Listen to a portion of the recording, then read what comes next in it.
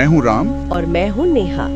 हम लेकर आते हैं आपके लिए भारत की प्राचीनतम धरोहर वेदों और पुराणों से जुड़ी अहम, अनसुनी, प्रेरणादायक और ज्ञानवर्धक कथाएं। हर बार की तरह आज भी हम एक विशेष स्रोत पर ध्यान केंद्रित करेंगे। आज की चर्चा ब्रह्म पुराण के अध्याय 10 पर आधारित है, जिसमें बताया गया है जम्बूद्वीप तथा उसके विभिन्न वर्षों सहित भारतवर्ष का वर्णन। बिल्कुल। और इस बार हम पृथ्वी और उसके खंडों के वर्णन पर ही फोकस करेंगे, है ना? और देखेंगे कि ये वर्णन कैसे गहरा संदेश देता है। हाँ, सही कहा।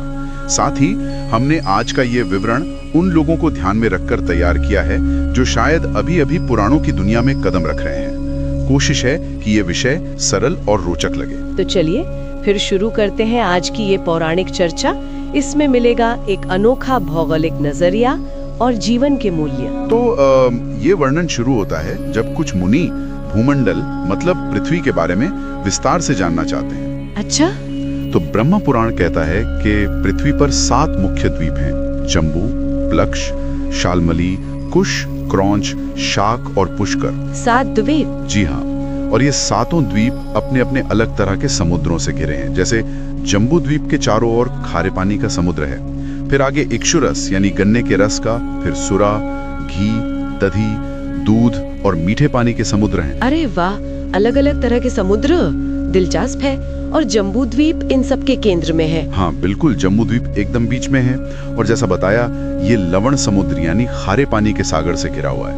और इसी जम्बू द्वीप की बनावट बहुत खास है। हाँ, मैंने सुना है मेरू पर्वत के बारे में। वो यही है? बिल्कुल, जम्बू द्वीप के ठीक मध्य में है सोने का बना हुआ मेरू पर्वत, मतलब स्वर्णमय। स्वर्णमय? हाँ। इसकी ऊंचाई 84,000 योजन बताई गई है। और ये सिर्फ ऊपर ही नहीं, पृथ्वी के नीचे भी 16,000 योजन तक फैला हुआ है। बाप रे, 84,000 योजन ऊंचा। और योजन मतलब ये काफी बड़ा पैमाना हुआ ना? हाँ, योजन दूरी की एक प्राचीन वैदिक इकाई है। काफी लंबी दूरी होती है। तो मेरू पर्वत बहुत विशाल है। इसे पृथ्वी रूपी कमल की कर्णिका यानी बीज का हिस्सा माना गया है। कमल की कर्णिका, क्या सुंदर उपमा है।